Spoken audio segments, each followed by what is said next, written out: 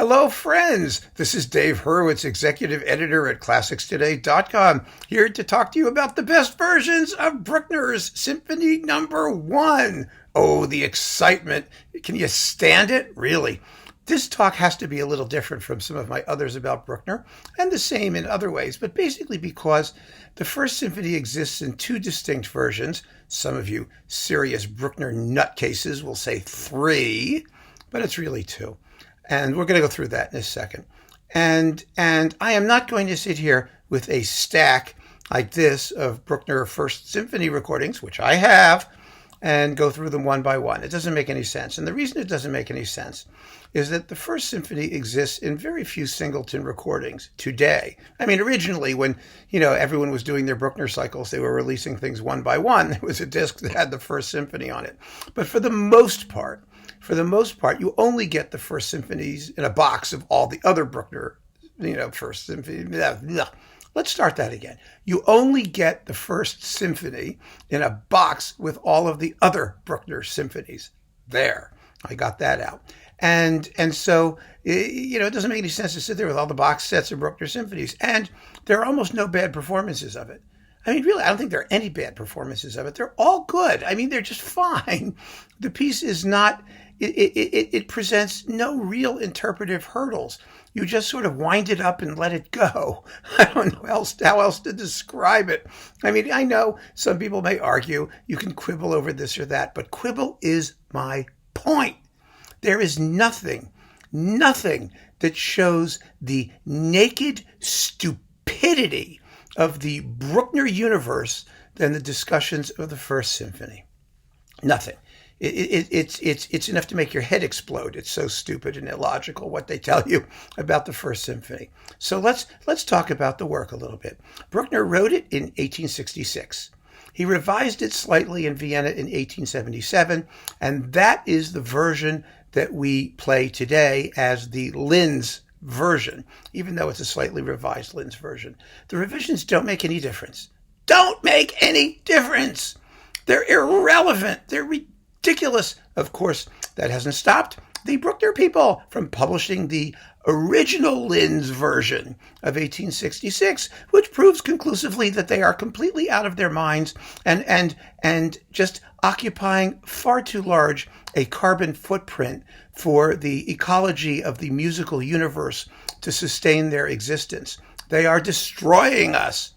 Okay, but basically there's the Linz version. So that's version number 1, 1877. A couple people have recorded 1866. Gerd Schaller did it. Georg Tintner did it. I lump it with the Linz version. That's where it belongs. And that's where it's staying in this talk. Then, later on in life, Bruckner did another version in Vienna, which is called the Vienna version. Now, the Vienna version is the same as the Linz version with some small changes in orchestration and texture. And, for example, I'll give you just a very easy one, just so you know. You know the scherzo? And then the woodwinds come in. Well, in the Vienna version, he gives that to the horns, and they go bum bum ba da da. Big deal, right?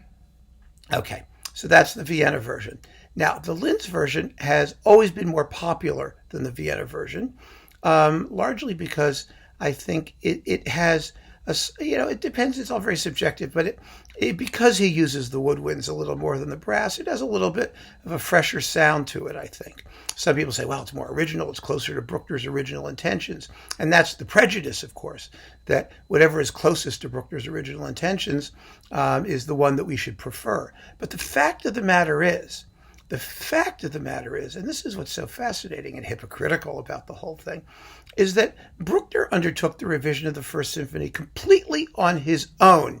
He was under no pressure. Nobody else intervened. Nobody suggested anything. When he made the Vienna version, he did it because he wanted to do it. And in fact, all of the people around him who were closest to him said, don't do it. There's nothing wrong with the piece as it stands. That's another reason why we prefer the first version. And they claimed that Bruckner did it because he was feeling insecure and hysterical and neurotic. Bruckner was insecure and hysterical and neurotic. We don't know why he did it. Who cares why he did it? He did it. He did it. He did it all on his own, as far as we know. He woke up one morning and said, holy crap, I got to fix that First Symphony. And that's what he did.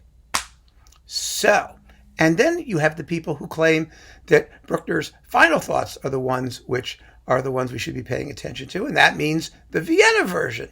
They seem to be in the minority as regards the First Symphony. They are not in the minority as regards some of the other symphonies. That's part of the insanity that is the Bruckner world. And here's what really, really blows my mind about the hypocrisy of the whole thing. The biggest argument cited against the Vienna version, by and large, is that Bruckner sort of embroidered some of the melodic material with fussy string configurations and ostinatos and things. I don't know what fussy string figuration really is. And the argument is that it's fussy and more difficult to play. It's technically more difficult. But the fact is, this is exactly the same argument they use in favor of the original versions of Bruckner's like Second and Third Symphonies, which contain plenty of impractical string figurations, and which Bruckner removed because of their impracticality. And so they say, oh, no, we have to put it back because Bruckner only removed it because it was too difficult. Well, if it's okay to play that because it was too difficult, then why isn't it okay to play the Vienna version of the First Symphony because it's too difficult? I mean, do you see where I'm getting at?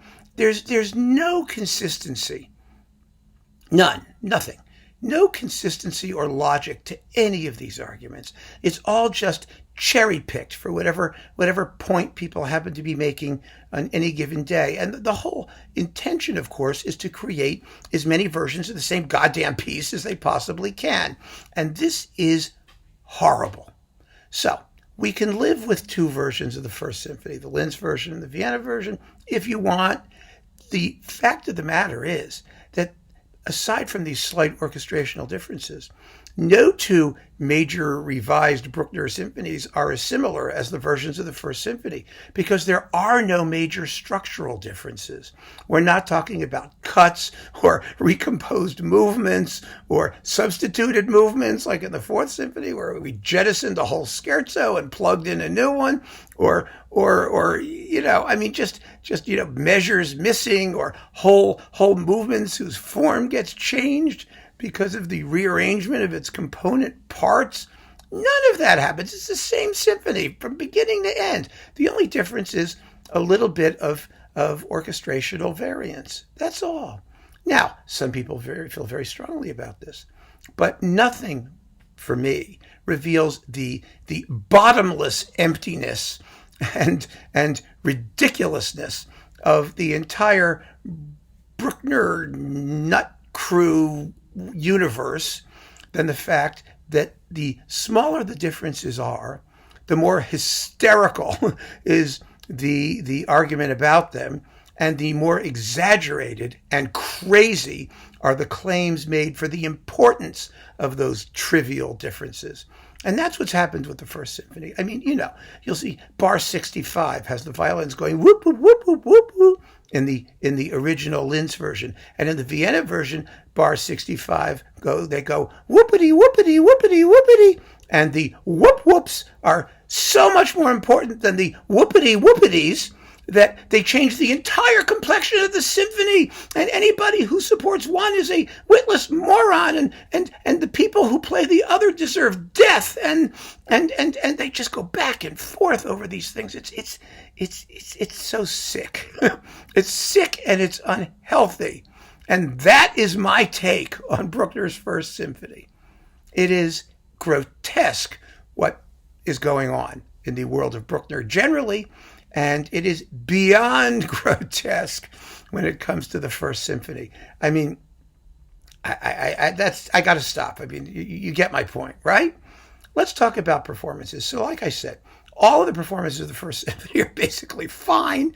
You find them all in boxes of all the other Bruckner symphonies. They're hard to get separately. You probably don't want them separately. So I have chosen my top 3 Vienna versions and my top 3 Linz versions. And I wanted to say this straight out for you commentators.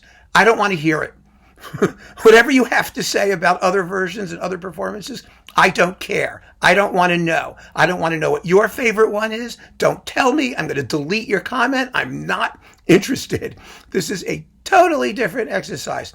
If your favorite version didn't make my top 3, what that means is that your favorite version didn't make my top 3. And that's that. That's the end of it. Because you can make yourself crazy over this stuff. You just can. And it serves no useful purpose. They're all fine. Whichever one you like, it's fine. Whichever ones I like, they're fine. Whichever one you buy, it's going to be fine. It's going to sound like Bruckner's First Symphony, and that will be fine. I guarantee it. I guarantee it. I have never heard a bad performance of the Bruckner First Symphony in either the Vienna or the Linz versions. That's a fact. It's a fact. It's only done by people who are serious about Bruckner or who particularly love the work. And so they always do it very well. So let's get to my favorite versions of the Linz version of the First Symphony. Number 1, Schulte in Chicago. This may come as a surprise because, as you know, I'm not always a big fan of Schulte in Chicago. But, he was a really good early Bruckner conductor. His Second Symphony is fabulous. His Third Symphony is fabulous. Why is he such a good early Bruckner conductor?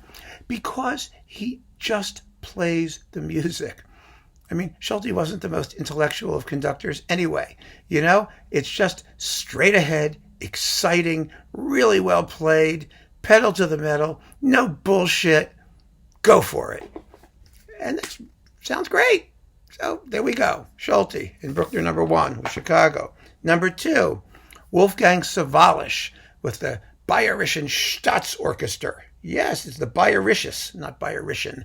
The Bayerisches Staatsorchester on Orfeo.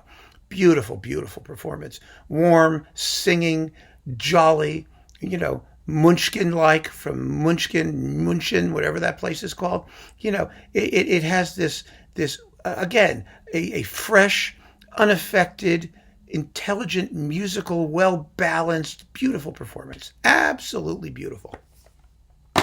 Finally, my favorite of the Linz versions is Claudio Abbado with the Vienna Philharmonic. Claudio Abbado loved Bruckner's First. He made like 3 recordings of it. So he had a special affinity for it. What can I tell you? And this version, the Linz version with the Vienna Philharmonic, it's, you're not going to find it many with the Vienna Philharmonic. And it's marvelous. Abbado was young and fresh and less fussy than he later became, but it was a special work for him. It just was. And this is in the Eloquence box of all the Bruckner symphonies with the Vienna Philharmonic, which is a great box, which you should own because it's got all kinds of great stuff in it. And, that's Bruckner 1, Linz version. Now let's talk about Bruckner 1, Vienna version. First, my top 3. Riccardo Chailly with the Concertgebouw. I always wonder, why Italian conductors seem to do the First Symphony particularly well. And I think of the scherzo. Listen to the scherzo, that yum bum bum bum bum bum ba da da da da da da da da da da da. Kind of sounds like the Barber of Seville overture, doesn't it? I don't know. There's a certain Italianate quality to the First Symphony. Everyone says, it's Austrian. Well, yeah, it's true, but Austria was like right over the border from Italy. It's like you go out your doorstep and walk down the path and you're in Italy. I don't know. Anyway, Chailly and the Concertgebouw. Very, very beautiful. Second, Claudio Abbado. Again, like I said, Abbado was a great Bruckner 1 guy, and he did both versions. He did the Linz version with the Vienna Phil on Decca, and on DG, this is with the Lucerne Festival Orchestra, and there's a live one, too. He made a video. He did it 3 times. The first, which is also superb. It's first rate. Absolutely first rate. And I think it's really cool that he switched versions and did them both equally well. And the interesting thing about it is that, people say that the Vienna version is kind of, like they say, fussier and sort of more detailed. And Abbado became fussier and more detailed as he got older. And so he picked the right version for where he was in his career as a conductor. Isn't that remarkable? I got to give the guy props for it. I really do. However, my favorite version of the Vienna version of the first is Günter Wand. It just doesn't get better than this. Now, Günter Wand, who recorded all the late Bruckner symphonies about 500 times, as he got older, he had a traveling crew of microphones, and whenever he said Bruckner, they were there recording his stuff. He only did the first symphony once. It's the Vienna version. It's as perfect a performance as you're ever going to hear. And again, you would never know, listening to this, that it's supposed to be fussy and overworked. And it doesn't. It sounds fine. It's perfectly natural. It flows. It has balance. It's lovely. All the tunes are the same as the ones you hear in the other one. The form is the same. The length is the same. It's the same. And so, definitely great. Günter Wand is my pick for the Vienna version of Bruckner Symphony No. 1. And so there's no need to waste any more time on Bruckner's First Symphony. If you have a set of the Bruckner Symphonies that's got a first in it, knock yourself out. Enjoy it. It's fine. It's just fine, folks. I have never in my life seen so much ink and agita spilled over such trivia, something of such totally insignificant musical importance. Nothing, ever, in my whole life. There's just nothing. And that's all I have to say about it. Keep on listening, folks. It's beyond, I can't. I got to stop. Bye-bye.